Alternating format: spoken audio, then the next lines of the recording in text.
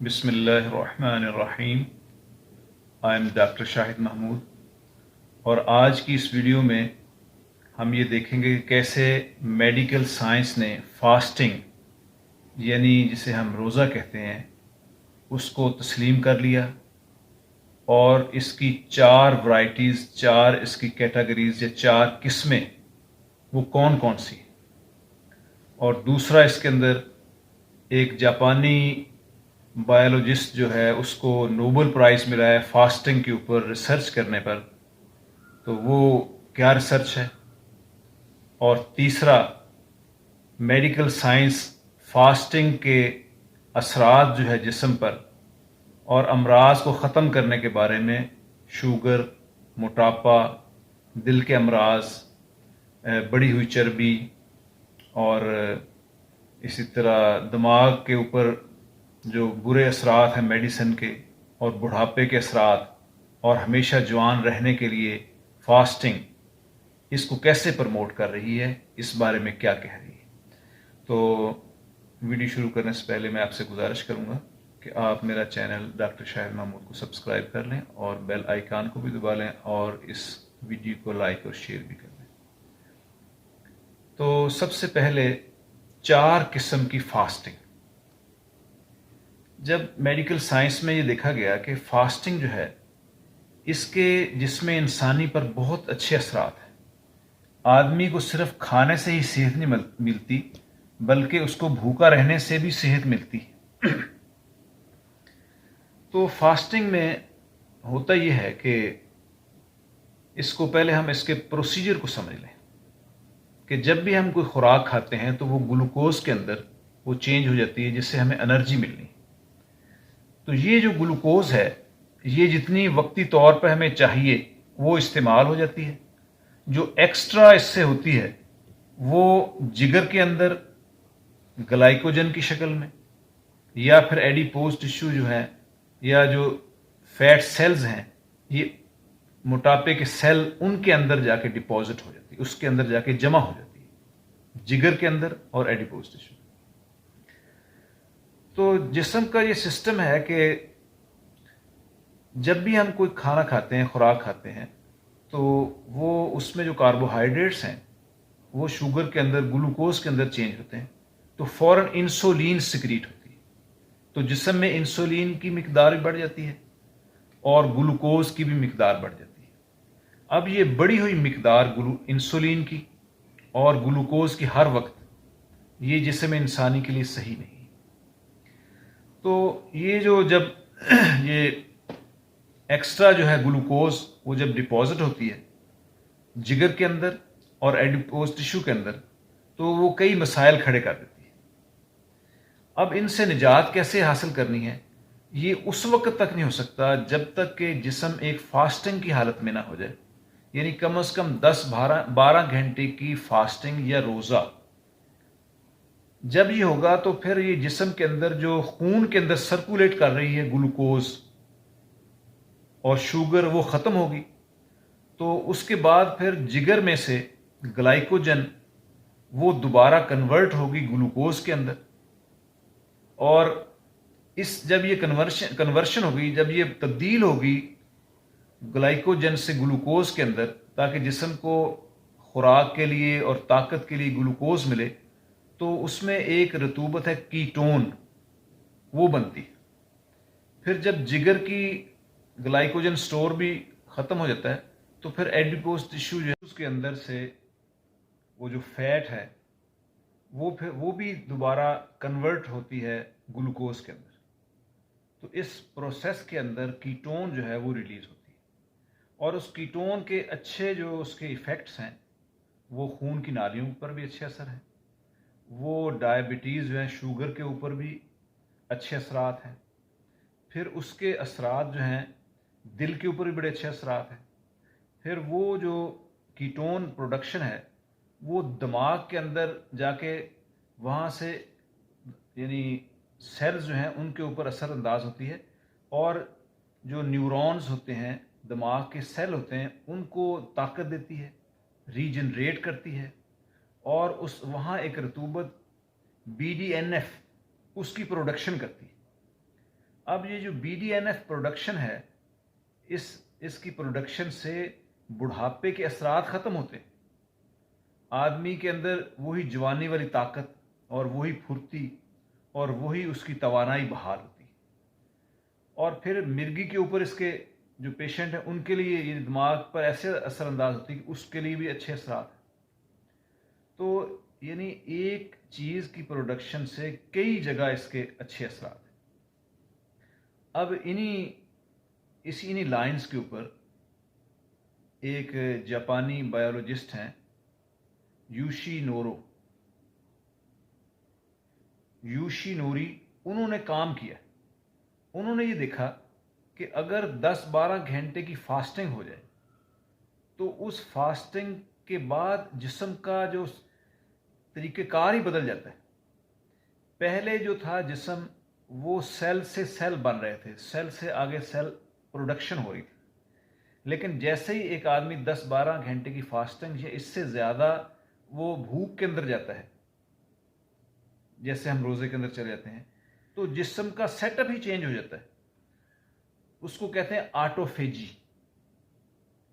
एक नया प्रोसेस शुरू होता है जिस्म के अंदर, मुख्तलिफ सेल्स के अंदर, कि वो जो नुकसानदेह सेल हैं जिस्म उनको खाना शुरू कर देता है। अब उन्होंने ये सर्च की कि अगर एक साल में आदमी 20 दिन भी फास्टिंग कर ले तो वो कैंसर से कभी मुतासर नहीं हो सकता, क्योंकि वो प्रोसेस ऑटोफेजी जो है ना, जिसमें जिस्म के जो ख़राब सेल हैं उनको ख़त्म कर दिया जाता है, जिस्म से उनकी सफाई कर दी जाती है। तो उनकी सफाई ऐसे होती है कि भी वो जो कैंसर सेल हैं वो जिस्म से ख़त्म हो जाते हैं। तो इस पे उनको नोबेल प्राइज़ मिला।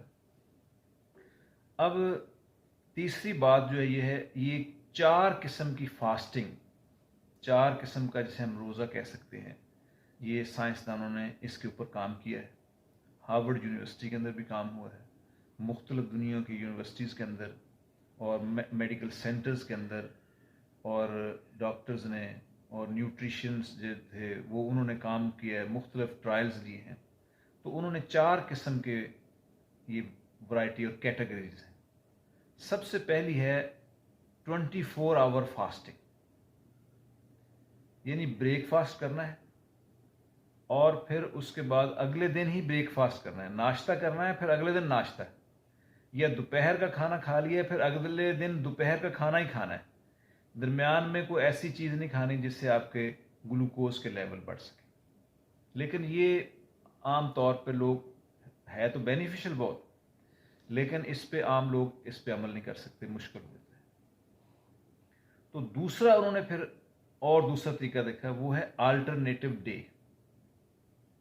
अल्टरनेटिव डे क्या है कि एक दिन फास्टिंग करनी है और एक दिन खाना खाना है।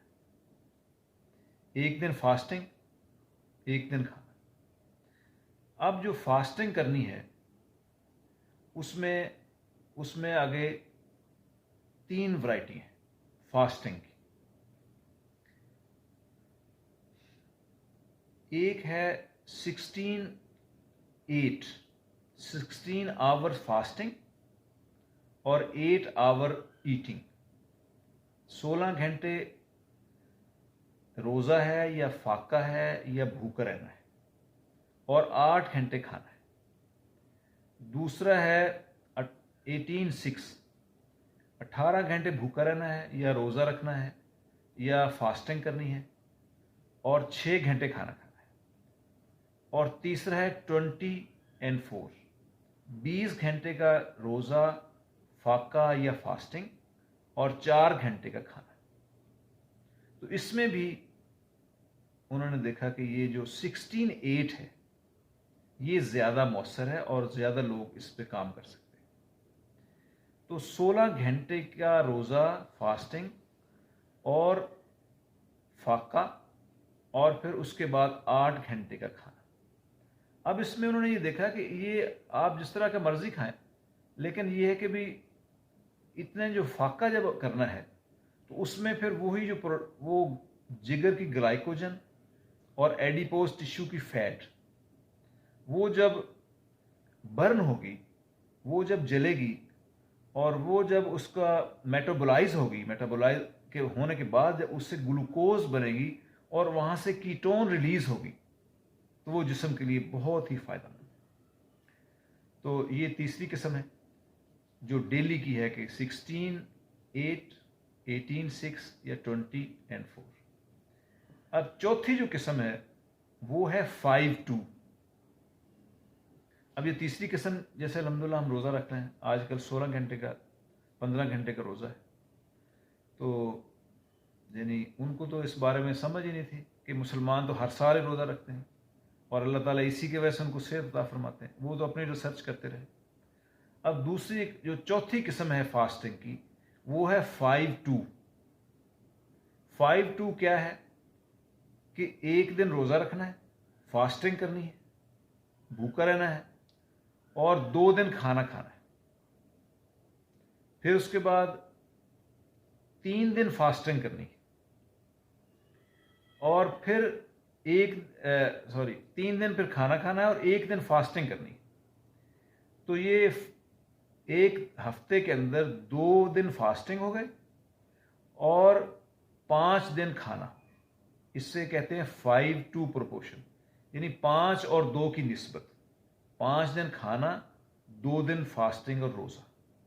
अब अल्हम्दुलिल्लाह अल्लाह का एहसान है कि इस्लाम के अंदर भी हदीसों में आता है, हदीस मुबारक में है कि सोमवार और जुमेरात का रोज़ा, इसके बड़े फ़ज़ाइल हैं और मसनून अमल है।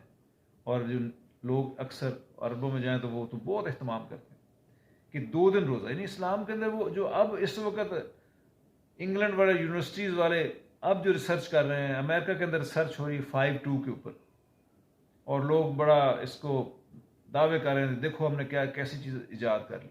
अल्हम्दुलिल्लाह वो मसनून अमल सदियों पहले ही हुजूर सल्लल्लाहु अलैहि वसल्लम के अमल से यानी हमारे लिए एक मशवरा बन गया। तो ये अल्लाह का एहसान है कि अल्लाह पाक ने हमें रोज़े अता फरमाए हैं। रोज़े रखना ना सिर्फ सेहत के लिए बल्कि दिमाग के लिए, फिज़िकली, मेंटली, स्पिरिचुअली, यानी जिस्मानी तौर पर भी, रूहानी तौर पर भी और दिमागी तौर पर भी ये एक ताकत का एक ज़रिया है और जवान रहने का एक नुस्खा है और एक्टिव रहने के लिए एक बहुत बड़ी नेमत है जो अल्लाह पाक ने हमें अता फरमाई है। इसलिए असल तो यकीन की बात है कि हमने वो करना है जो हुजूर सल्लल्लाहु अलैहि वसल्लम ने फरमाया जाए, जो अल्लाह का हुक्म है। लेकिन जब साइंस की और मेडिकल की चीज़ें इसको प्रूव कर देती हैं तो साथ और इसके मज़ीद यकीन बढ़ जाता है कि वाकई वो बात जो अल्लाह पाक फरमा रहे हैं, वो बात जो नबी अलैहिस्सलाम फरमा रहे हैं, उसके अंदर 100% हिकमतें और उसके अंदर खैरें छुपी हुई। तो अल्लाह पाक हमें इन रोज़ों से सही तौर पर इस्तिफ़ादा करने की तौफ़ीक नसीब फरमा दे। आज भी मेडिकल की साइंस इसको प्रूव कर रही है, कल भी इसको प्रूव करेगी। आज भी वो बता रहे हैं कि इसके शुगर के लिए, और फिर लोगों के जो वहाँ पर ट्रायल हो रहे हैं, वो कोई कह रहा है कि मैंने 50 किलो वज़न कम कर लिया, लोग कह रहे हैं हमारी डायबिटीज़ कंट्रोल हो गई, लोग ट्रायल्स दे रहे हैं कि भाई हमारा कोलेस्ट्रॉल लेवल ठीक हो गया है, लोग कह रहे हैं कि हम इससे जवानी फील कर रहे हैं। आप इंटरव्यूज़ जाके देखें, ऐसे ऐसे यानी लोगों के इंटरव्यूज़ आ रहे हैं, वो यानी गैर मुस्लिम है, उनको बेचारों को पता नहीं कि ये तो इस्लाम के अंदर ये तो अल्लाह का हुक्म है और ये इस फ़र्ज़ करार दे दिया गया। और वो बता रहे हैं कि देखो हमने कितनी अचीवमेंट हासिल कर ली हैं, हमने 5-2 की फास्टिंग की है, हमने 16-8 आवर्स की फास्टिंग की है और इससे जनाब मेरे कैंसर ख़त्म हो गया है। कोई कह रहा है जनाब मेरे दिमाग को, कहता है मुझे मिर्गी के दौरे पड़ते वो ख़त्म हो गए। कोई कह रहा है मैं अब इससे अपने आप को, बूढ़ा आदमी कह रहा है मैं आपको जवान फिट महसूस कर रहा हूँ, मैं डेली लाइफ में अपना बेहतर महसूस कर रहा हूँ। तो अल्हम्दुलिल्लाह अल्लाह पाक का एहसान है कि अल्लाह पाक ने हमें ये नेमत अता फरमाई है। अल्लाह पाक हमें इससे सही तौर पर इस्तिफ़ादा करने की तौफ़ीक नसीब फरमाए। और आखिर में फिर मेरी रिक्वेस्ट होती है कि ये मेरा चैनल डॉक्टर शाहिद महमूद, आप इसको सब्सक्राइब भी कर दें, बेल आइकान को भी दबा दें और इसको लाइक और शेयर